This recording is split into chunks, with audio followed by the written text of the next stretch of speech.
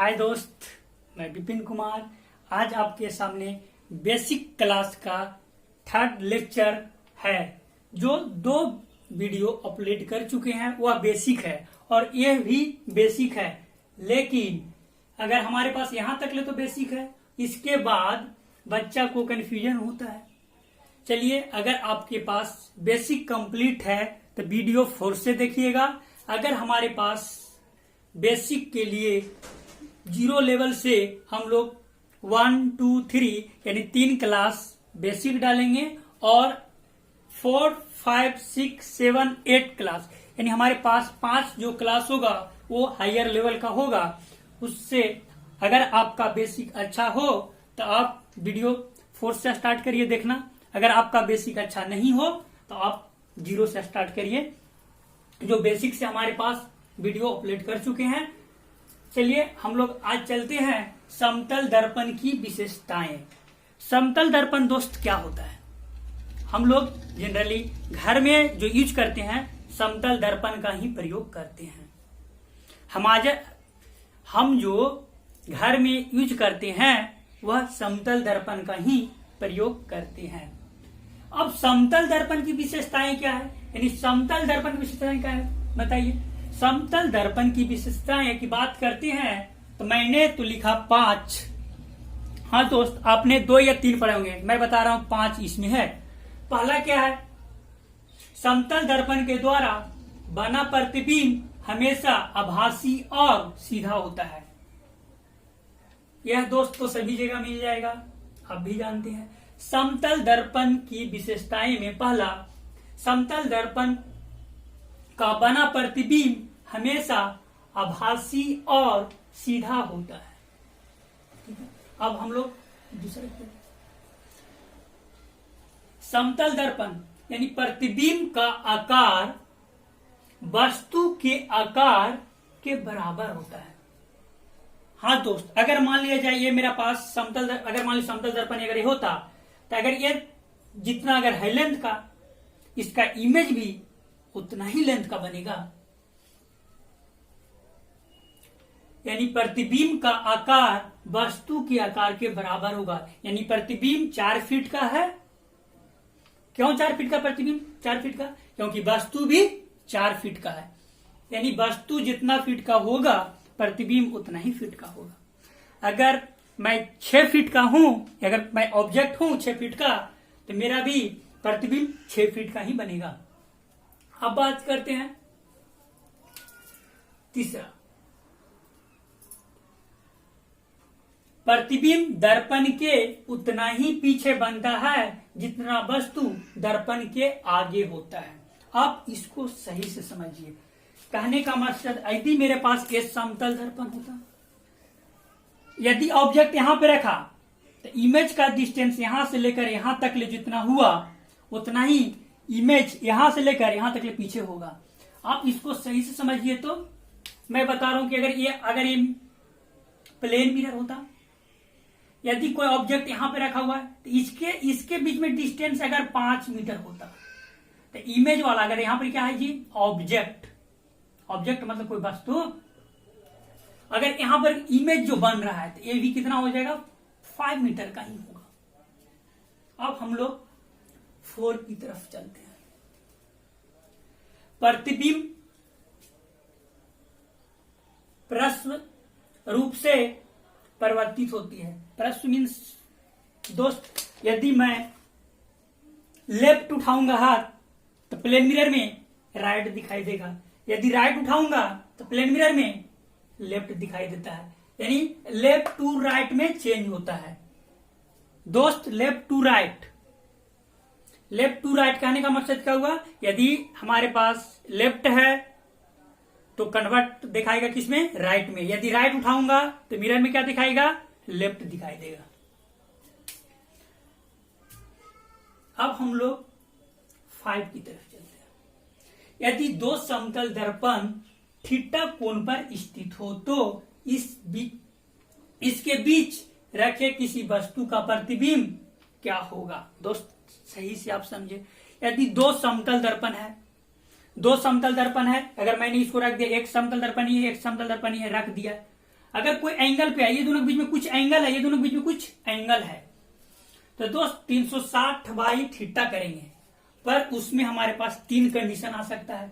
अगर 360 by theta करने पर, अगर हमारे पास डिवाइड करने पर अगर सम आता हो, जैसे कहने का मतलब दोस्त, अगर हम दो समतल दर्पण को 60 डिग्री पे रखा, कितना डिग्री पे रखा? 60 डिग्री।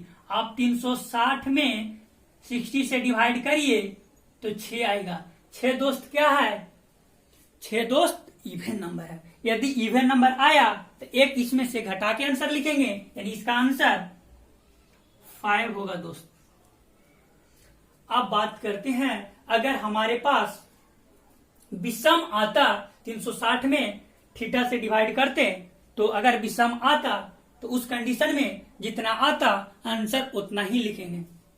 अब आता है इसमें थर्ड, यदि हमारे पास 360 डिवाइड बाई थीटा करेंगे, अगर दशमलव में आ गया, डेसिमल में आएगा तो डेसिमल के बाद नहीं लेंगे, और डेसिमल के बाद वाला अंक नहीं लेंगे, वही आंसर होगा। एक दोस्त और इसमें इंपॉर्टेंट है, अगर दो प्लेन मिरर है, उसको हम समानांतर रख देते हैं तो कितने बनेंगे? यदि दो प्लेन मिरर, दोनों का एंगल कितना हो गया जी? 0 डिग्री। 0 डिग्री हो गया तो वस्तु का प्रतिबिंब क्या होगा? अगर दोनों को हम लोग क्या रख दिए हैं? 0 डिग्री रख दिए। कैसे? ये पैरेलल है, ये पैरेलल, दोनों को क्या है? पैरेलल रख दिए। कितना बचेगा? ये दोनों के बीच में कितना हुआ एंगल जी? 0 डिग्री, यानी 360 डिवाइड बाई 0 करेंगे तो 0 का किसी भी टेबल से पढ़ लो, वो 360 नहीं आएगा। इसलिए उस कंडीशन में हमारे पास इनफिनाइट होगा। अब हम लोग समतल दर्पण का जो 6 पढ़ने वाले हैं, जो पॉलिटेक्निक में बार बार क्वेश्चन पूछता है। पॉलिटेक्निक के लिए, ITI के लिए एक क्वेश्चन इंपॉर्टेंट है। वो बोलता है कि यदि कोई 5 फीट का आदमी है तो वो मिरर कितना होना चाहिए कि वो अपना इमेज पूरा देख ले। तो दोस्त, जितना ऑब्जेक्ट होगा मिरर, उसका जितना ऑब्जेक्ट अगर 5 फीट का है तो मिरर हमको कम से कम 2.5 फीट का होना चाहिए अपने पूरा ऑब्जेक्ट को देखने के लिए। यह दोस्त पॉलिटेक्निक में बार बार पूछते रहता है कि यदि मिरर 3 फीट का है, यदि मिरर 3 फीट का है तो मिरर 3 फीट का है तो बताइए कितना ऑब्जेक्ट तक लेंथ को देख सकता है? तो होगा कितना दोस्त? आंसर 6 होगा। और अब बात कुछ इसका क्वेश्चन जो इंपॉर्टेंट है, और यह क्वेश्चन तो सब लोग गलत ही करेंगे। एक व्यक्ति समतल दर्पण की ओर 10 मीटर प्रति सेकेंड से गतिशील होती है। ठीक है, दर्पण के सापेक्ष, दोस्त बोला दर्पण के सापेक्ष उसका प्रतिबिंब का वेग क्या होगा? आपको लग रहा होगा 20 आंसर होगा। सही सोचें, पर मिलेगा आपको लड्डू नंबर 0 हो जाएगा। यानी दर्पण के सापेक्ष बोलेगा तो आंसर इसका 10 होगा। आप सही से समझें, एक व्यक्ति समतल दर्पण की ओर 10 मीटर पर सेकेंड से गतिशील हो रहा है। दर्पण के सापेक्ष, यदि व्यक्ति के सापेक्ष बोलता तो आंसर इसका 20 होता। हम लोग कुछ नहीं पढ़ते हैं। अरे भाई, यदि दर्पण के सापेक्ष बोलेगा, अगर वह जितना अगर आ रहा है उतना ही से अगर आएगा, यानी दर्पण के सापेक्ष कितना होगा जी गति? 10 मीटर। यदि दर्पण का सापेक्ष नहीं कह के अगर कोई ऑब्जेक्ट की बात करता तो उसका आंसर 20 होता। अगर व्यक्ति का सापेक्ष पूछता, अगर यहां पे व्यक्ति का सापेक्ष पूछता तो इसका आंसर 20 होता। यह दोस्त बहुत इंपॉर्टेंट है। यदि दर्पण का सापेक्ष वही आंसर होता है जितना से वो आ रहा है, और व्यक्ति से क्या होता है दोस्त? उसका डबल कर देते हैं। अगर 5 से आ रहा है तो उसको डबल 10 करेंगे, अगर 10 से आ रहा है तो उसका आंसर 20 होगा। अब हम लोग गोलीय दर्पण की तरफ बढ़ते हैं। यह गोलीय दर्पण मीन्स दोस्त क्या हुआ? ये पूरा गोल है, मैं उसका कोई भाग ले रहा हूं। आप जैसे मम्मी चूड़ी पहनती है ना, यह बल्ला, तो ये चूड़ी क्या है? ये गोलीय दर्पण है। ठीक है, तो गोलीय दर्पण हम लोग क्या क्या पढ़ेंगे?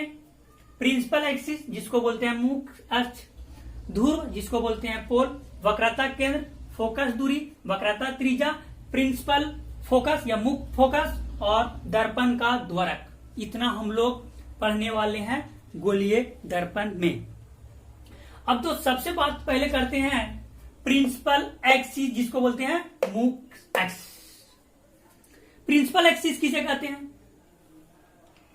बताइए। देखिए दोस्त समझिए, यदि मेरे पास ये हमारे पास अगर चूड़ी है, अगर ये गोल होता है इस टाइप का पूरा दोस्त, तो इसका डिफिनेशन क्या लिखेंगे मुख्य एक्सिस का, यानी हमारे पास वक्रता केंद्र से पोल के बीच को मिलाने वाली लाइन को, सही से आप दोस्त समझिएगा, यानी कि क्या बोल रहे हैं, वक्रता केंद्र और ध्रुव के, वक्रता केंद्र और ध्रुव के बीच मिलाने वाले लाइन को हम लोग प्रिंसिपल एक्सिस। तो आप तो इधर लिख दिए, अरे दोस्त ये भी तो ये गोल ही आएगा ना, तो यहां से लेकर यहां तक अगर लेते इस टाइप का, तो इधर भी तो हो सकता है ना, सी वक्रता केंद्र इधर भी तो बन सकता है इसका पोल। अब तो समझ ही गए होंगे प्रिंसिपल एक्सिस क्या होता है। अब बात करेंगे ध्रुव क्या होता है, पोल क्या होता है। ये जो हमारे पास दर्पण है, दर्पण का इसका जो मध्य में स्थित होता है जिसको हम लोग बोलते हैं पोल, जिसको बोलते हैं ध्रुव, इसको हम लोग P से सूचित करते हैं। उसके बाद वक्रता केंद्र, यानी जो भी हमारे पास एक खगोलीय है, पूरा गोल है, गोलीय दर्पण है, तो इसका कहूं तो सेंटर होगा, क्योंकि गोलीय दर्पण का है तो इसका कहूं तो सेंटर होगा, तब तो ये गोल बना होगा। तो यदि हमारे पास ये गोल लेकर बनाए होंगे तो कहूं ना सेंटर होगा, यानी सेंटर कहां पे है, यहां पे है, और जिस सेंटर को हम लोग वक्रता केंद्र बोलते हैं, यानी गोलीय दर्पण का सेंटर को हम लोग वक्रता केंद्र बोलते हैं, गोलीय दर्पण को सेंटर को हम लोग वक्रता केंद्र बोलते हैं। अब बात करते हैं वक्रता त्रिज्या। वक्रता त्रिज्या क्या होगा, पोल और सेंटर के बीच की दूरी को, सही से समझिए दोस्त, पोल हो गया, देखिए आप यहां से, पोल और सेंटर, पोल और वक्रता केंद्र के बीच की दूरी को वक्रता त्रिज्या कहते हैं, जिसको हम लोग कैपिटल आर से सूचित करते हैं, जिसको हम लोग कैपिटल आर से सूचित करते हैं। अब बात करते हैं फोकस दूरी। फोकस दूरी, दूरी वाला मतलब डिस्टेंस, यानी फोकस दूरी हमारे पास यहां पर फोकल लेंथ जिसको बोलते हैं एफ, यानी हमारे पास फोकल लेंथ यहां पर एफ होगा, यानी क्या हो जाएगा, फोकल लेंथ से हमारे पास पोल के बीच के दूरी को फोकस दूरी कहते हैं, या बोल सकते हैं मुख्य फोकस से, यहां पर हमारे मुख्य फोकस से पोल के बीच की दूरी को हम लोग फोकस दूरी कहते हैं। और एफ देखिए दोस्त, 2f बराबर आर होगा, कैपिटल आर, क्योंकि ये एफ होगा, ये दोनों के बीच में होता है, ये वाला ही एफ होगा, यानी 2f बराबर आर। कहूं पूछता है आर बराबर 2f या f बराबर r/2, f बराबर r/2। उसके बाद हम लोग और आगे चलते हैं, प्रिंसिपल फोकस या मुख्य फोकस। दर्पण के मुख्य अक्ष के समानांतर, दर्पण के मुख्य अक्ष के समानांतर किरणों दर्पण से परावर्तन के बाद जिस बिंदु पर मिलती है या मिलती हुई प्रतीत होती है। दोस्त आप सही से समझें, यदि और इसको और सही से समझना चाहते हैं तो थोड़ा सा और ध्यान दीजिए आप क्या ये बात कह रहा है। यदि मेरे पास ये दर्पण होता दोस्त, ये कौन सा दर्पण है, कनकेव, केव मतलब गुफा होता है, कनकेव मतलब आवतन, ठीक है। क्या बोला, ये प्रिंसिपल एक्सिस हम समझिए, इसको प्रिंसिपल एक्सिस बोलते हैं, इसको पोल बोलते हैं, और इसको हमारे पास यहां से यहां लेंथ क्या बोलते हैं, एफ बोलते हैं, और यहां पर क्या होता है, सी होता है, यहां से लेकर यहां लेंथ को क्या बोलते हैं, कैपिटल आर बोलते हैं, यहां से भी यहां एफ ही होगा। अब बात सही से समझिए दोस्त, जो मैं बता रहा हूं फोकस दूरी क्या होता है, प्रिंसिपल एक्सिस के पैरेलल, इसके पैरेलल, किसके पैरेलल, इसके पैरेलल, क्या बोले हैं, यानी दर्पण के मुख्य अक्ष के समानांतर, दर्पण के मुख्य अक्ष, दर्पण के मुख अक्ष के समानांतर किरणों दर्पण से परिवर्तन के बाद, ये दर्पण से परिवर्तन के बाद, दर्पण के टकराने के बाद, दर्पण के परिवर्तन के बाद जिस बिंदु पर मिलती है या मिलती हुई प्रतीत होती है उसको हम लोग मुख फोकस कहते हैं, जिसको हम लोग कैपिटल एफ से डिनोट करते हैं, कैपिटल एफ से डिनोट करते हैं। अगर फोकस दूरी रहेगा तो स्मॉल एफ, और इसको हम लोग मुख फोकस को कैपिटल एफ से डिनोट करते हैं। अगर हमारे पास अवतल नहीं रह के उत्तल रहता तो हमारे पास डॉट डॉट डॉट करके बनता दोस्त। ठीक है, आप समझे क्या बोले हैं कि मुख फोकस क्या होता है, दर्पण के क्या बोले हैं, ये दर्पण है, ये दर्पण है, क्या बोले प्रिंसिपल एक्सिस के पैरेलल, प्रिंसिपल एक्सिस के पैरेलल दर्पण के टकराने के बाद या दर्पण के परिवर्तन के बाद जिस बिंदु पर अगर मिलती है, जिस बिंदु पर कहा मिलती है, जिस बिंदु पर मिलती है या मिलती हुई प्रतीत होती है उसको हम लोग मुख फोकस कहते हैं। अब बात करते हैं दर्पण का द्वारक। दर्पण का द्वारक क्या होता है, आप यहां से लेकर यहां तक आप बात कर लीजिए। दर्पण का द्वारक होगा यानी गोलीय दर्पण, जो हमारे पास परावर्तक सतह है का व्यास, व्यास मीन्स पूरा यहां से लेकर यहां जो हमारे पास ये बना हुआ है ना, ये व्यास, जो हमारे पास परावर्तक सतह का व्यास, उसी को दर्पण का द्वारक कहते हैं। नेक्स्ट वीडियो आपके लिए बहुत ही इंपॉर्टेंट है। थैंक यू दोस्त, बाय बाय, टेक केयर।